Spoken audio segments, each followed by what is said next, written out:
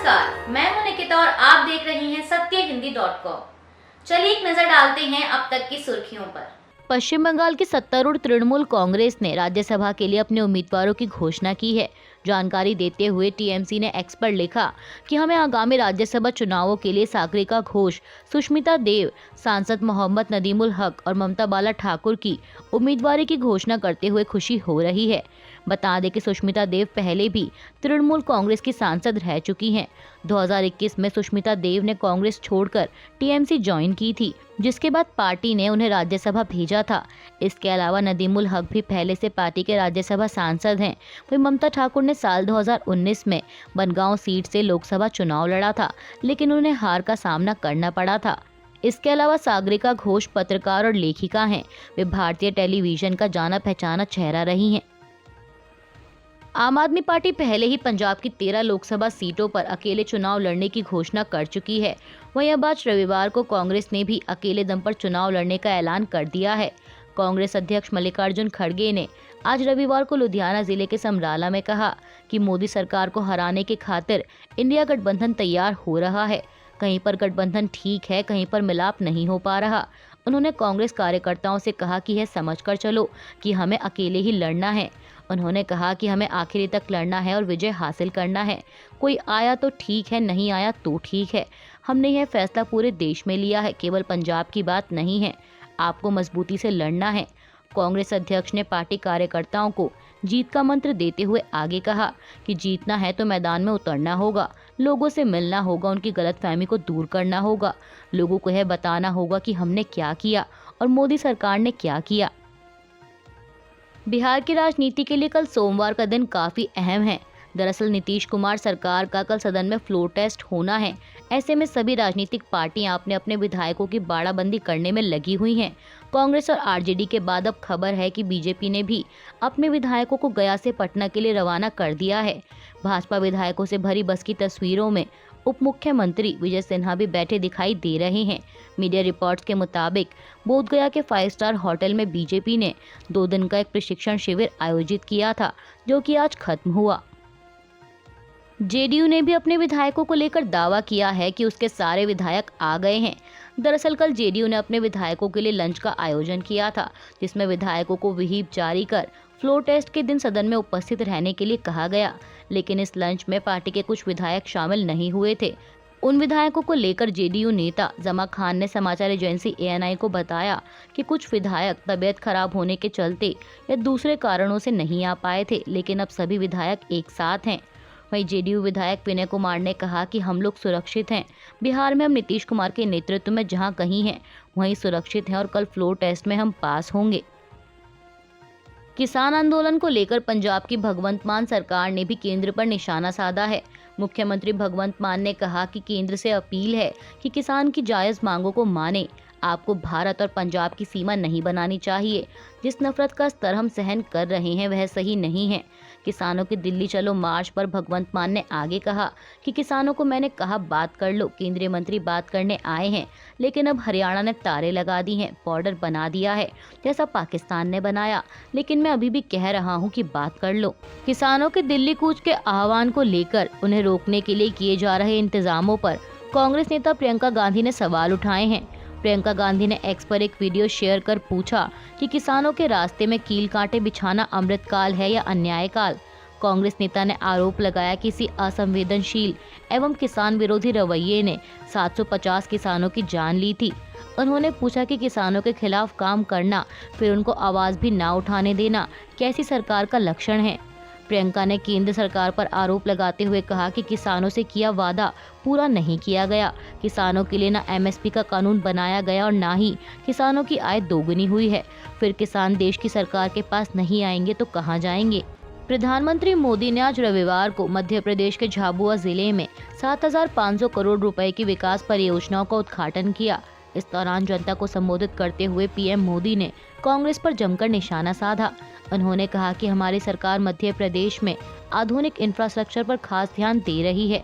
कांग्रेस सरकार के 10 वर्षों में प्रदेश को रेलवे के विकास के लिए जितना पैसा मिला, आज हम उससे 24 गुना ज्यादा पैसा मध्य प्रदेश के लिए भेज रहे हैं।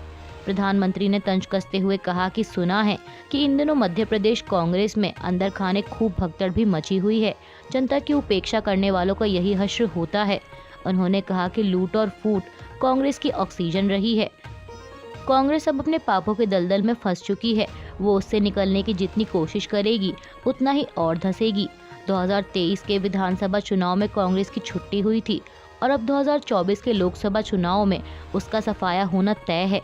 प्रधानमंत्री मोदी ने कांग्रेस पर हमला जारी रखते हुए आगे कहा कि गांव, गरीब और आदिवासी इलाकों को लेकर कांग्रेस का नफरत भरा रवैया, इन लोगों ने ना कभी आदिवासी समाज के विकास की चिंता की, ना उसके सम्मान के बारे में सोचा।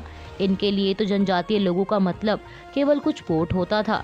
इन्हें गांव, गरीब और पिछड़ा की याद तब आती थी जब चुनाव की घोषणा होती थी। लेकिन हमारे लिए जनजातीय समाज वोट बैंक नहीं है, देश का गौरव है। आपका सम्मान भी और आपका विकास भी ये मोदी की गारंटी है। अंडर 19 वर्ल्ड कप का फाइनल मुकाबला आज रविवार 11 फरवरी को भारत और ऑस्ट्रेलिया के बीच खेला जा रहा है। बता दें कि ऑस्ट्रेलिया ने टॉस जीतकर पहले बल्लेबाजी का फैसला किया था और इस दौरान ऑस्ट्रेलिया की टीम ने भारत के आगे 254 रनों का टारगेट रखा है। वहीं अब इस टारगेट का पीछा करने मैदान में उतरी भारतीय टीम अब तक के समय अनुसार 16.5 ओवरों में 3 विकेट खोकर 55 रन बना चुकी है। पाकिस्तान के चुनाव आयोग ने 3 दिन पहले संपन्न हुए राष्ट्रीय और प्रांतीय चुनाव के नतीजे घोषित कर दिए हैं, जिसके बाद देश में सरकार बनाने की कोशिशें भी तेज हो गई हैं। इस बीच पाकिस्तान पीपल्स पार्टी की नेता शेरी रहमान ने कहा कि सभी राजनीतिक दलों के लिए उनकी पार्टी के दरवाजे खुले हैं। BBC उर्दू से बात करते हुए उन्होंने कहा कि सोमवार को इस्लामाबाद में पार्टी की केंद्रीय कार्यकारी समिति की बैठक आयोजित होगी। इसके अलावा क्या PPP इमरान खान की पाकिस्तान तहरीक पार्टी के साथ सरकार बनाने के लिए बातचीत करेगी या नवाज शरीफ के साथ गठबंधन होगा? इस पर शेरी रहमान ने कहा कि यह मुद्दा पार्टी की केंद्रीय समिति की बैठक में तय होगा। वहीं रविवार को पूर्व प्रधानमंत्री नवाज शरीफ के नेतृत्व वाली पाकिस्तान मुस्लिम लीग नवाज और पाकिस्तान MQM के बीच राजनीतिक सहयोग के लिए सैद्धांतिक सहमति बन गई है। इस बात की जानकारी PMLN की नेता मरियम औरंगजेब ने सोशल मीडिया प्लेटफॉर्म X पर दी। इमरान खान की पाकिस्तान तहरीक इंसाफ पार्टी की ओर से चुनावों में धांधली का आरोप लगाते हुए रिटर्निंग अधिकारियों के कार्यालय के बाहर आज रविवार को धरना देने का ऐलान किया गया था। लेकिन अब दूसरी पार्टियां भी बलूचिस्तान में चुनावी धांधली के खिलाफ सड़कों पर उतर आई हैं। क्वेटा प्रेस क्लब के बाहर हजारा डेमोक्रेटिक पार्टी द्वारा आयोजित विरोध प्रदर्शन में बड़ी संख्या में महिलाएं इकट्ठी हुईं। प्रदर्शनकारियों ने आरोप लगाया कि क्वेटा से पार्टी प्रमुख अब्दुल खालिक हजारा और कादिर अली नील की जीत को हार में बदल दिया गया। बता दें कि इस धरने में नेशनल पार्टी, पख्तूनख्वा मिल्ली अवामी पार्टी और हजारा डेमोक्रेटिक पार्टी के कार्यकर्ता शामिल हैं। पाकिस्तान में हुए आम चुनाव के 3 दिन बाद आखिरकार चुनाव आयोग ने राष्ट्रीय और प्रांतीय असेंबलियों के सारे नतीजे घोषित कर दिए हैं।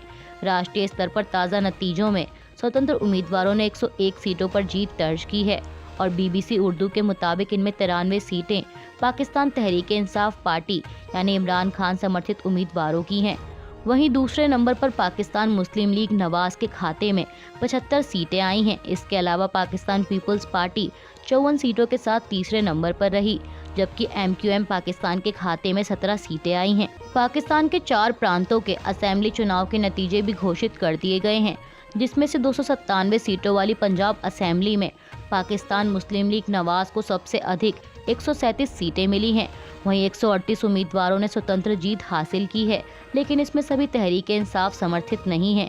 इसके अलावा पाकिस्तान पीपल्स पार्टी 10 सीटों के साथ तीसरे नंबर पर है। वहीं 28 सीटों के साथ MQM दूसरी सबसे बड़ी पार्टी बनकर उभरी है। इसके अलावा खैबर पख्तूनख्वा प्रांतीय असेंबली में PTI समर्थित उम्मीदवार सरकार बनाने की स्थिति में आ गए हैं। 115 सीटों वाले सदन में उन्हें 90 सीटें हासिल हुई हैं। यहाँ 7 सीटों के साथ जमीयत उलेमा इस्लाम दूसरे और 5 सीटों के साथ PMLN तीसरे नंबर की पार्टी रही। वहीं बलूचिस्तान असेंबली की 51 सीटों में से 50 के नतीजे घोषित हो गए हैं। चुनाव आयोग के अनुसार पाकिस्तान पीपल्स पार्टी और जमीयत उलेमा इस्लाम को 11 सीटें मिली हैं, जबकि PMLN ने 10 सीटें जीती हैं। इसमें 6 स्वतंत्र उम्मीदवार भी जीते हैं। बाकी बलूचिस्तान आवामी मोर्चा को 4 सीटें और नेशनल पार्टी को 3 सीटें मिली हैं। 13 फरवरी को होने वाले किसानों के प्रदर्शन को देखते हुए दिल्ली के उत्तर पूर्वी जिले के डिप्टी कमिश्नर ने उत्तर प्रदेश के साथ लगती सीमा पर धारा 144 के तहत विशेष पाबंदियां लगाई हैं। डीसीपी नॉर्थ ईस्ट की ओर से जारी आदेश में कहा गया है कि दिल्ली और उत्तर प्रदेश की सीमा पर लोगों के जुटने पर पाबंदी रहेगी। प्रदर्शनकारी दिल्ली में प्रवेश न कर पाएं, इसके लिए पुलिस को हर संभव कदम उठाने के लिए कहा गया है। आदेश में कहा गया है कि 13 फरवरी को कुछ किसान संगठनों ने न्यूनतम समर्थन मूल्य और अन्य मांगों को लेकर दिल्ली की ओर मार्च करने की अपील की है। वे अपनी मांगें पूरी होने तक दिल्ली की सीमाओं पर धरना दे सकते हैं। पहले हुए प्रदर्शनों में किसानों के व्यवहार और अड़ियल रवैये को देखें तो किसान या समर्थक अपने अपने जिलों से ट्रैक्टर, ट्रॉलियां, हथियारों आदि के साथ आ सकते हैं। ऐसे में किसी तरह की अवांछित घटना को टालने और कानून व्यवस्था को बनाए रखने के लिए सावधानी बरतते हुए इलाके में जान माल की सुरक्षा के लिए धारा 144 के तहत आदेश निकालना आवश्यक हो गया है। यह आदेश 11 फरवरी 2024 से अगले 30 दिनों तक कांग्रेस से 6 साल के लिए निष्कासित किए जाने के बाद आचार्य प्रमोद कृष्णम ने आज रविवार दोपहर को एक प्रेस कॉन्फ्रेंस कर अपनी बात रखी। आचार्य ने कहा कि पार्टी से निकाले जाने की खबर उन्हें न्यूज चैनलों के माध्यम से मिली और वे कांग्रेस नेतृत्व का आभार प्रकट करते हैं कि उन्हें मुक्त कर दिया गया। उन्होंने कई सवाल करते हुए कहा कि मैं वेणुगोपाल या खड़गे जी से पूछना चाहता हूं कि कौन सी ऐसी गतिविधियां हैं जो पार्टी के विरोध में थी और उन्हें कब पता चला। आचार्य ने पूछा कि क्या राम का नाम लेना पार्टी विरोधी है, क्या अयोध्या जाना पार्टी विरोधी है, क्या श्री कल्की धाम शिलान्यास करवाना पार्टी विरोधी है, क्या श्री कल्की धाम शिलान्यास करवाना पार्टी विरोधी है, क्या नरेंद्र मोदी जी से मिलना या उत्तर प्रदेश के मुख्यमंत्री योगी आदित्यनाथ जी को श्री कल्की धाम के शिलान्यास का निमंत्रण देना पार्टी विरोधी है। प्रमोद कृष्णम ने कहा कि कांग्रेस पार्टी के बहुत सारे ऐसे फैसले थे जिनसे मैं सहमत नहीं था। धारा 370, 3 तलाक, डीएम के नेता की सनातन पर टिप्पणी को लेकर कांग्रेस के रुख से मैं सहमत नहीं था। आचार्य प्रमोद कृष्णम ने आगे सचिन पायलट और प्रियंका गांधी का भी जिक्र करते हुए कांग्रेस पर निशाना साधा। उन्होंने कहा कि सचिन पायलट जी का बहुत अपमान हुआ है, लेकिन भगवान शिव की तरह वो जहर पिए जा रहे हैं और उसी तरह प्रियंका गांधी जी की भी बहुत तौहीन हो रही है। प्रमोद कृष्णम ने कहा कि जब ऑल इंडिया कांग्रेस कमेटी की पदाधिकारियों की लिस्ट जारी हुई तो देश की आज़ादी के बाद आज तक किसी भी पदाधिकारी के सामने यह नहीं लिखा गया जो प्रियंका गांधी के सामने लिखा गया। उनके आगे लिखा गया Priyanka Gandhi general secretary without any portfolio, यानी आप जनरल सेक्रेटरी हैं और आप कोई काम नहीं करेंगी। आचार्य ने कहा कि आप पूछिए कि राहुल गांधी की 1.5 महीने से यात्रा चल रही है, आप उसमें क्यों नहीं जा रही। सवाल इस बात का है कि ये जो अपमान किया जा रहा है ये किसके इशारे पर हो रहा है। प्रमोद कृष्णम ने खड़गे पर तंज कसते हुए कहा कि हमारे अध्यक्ष जी तो रबड़ स्टैंप हैं। अभी के लिए बस इतना ही। बाकी की खबरों के लिए जुड़े रहिए सत्यहिंदी.com के साथ।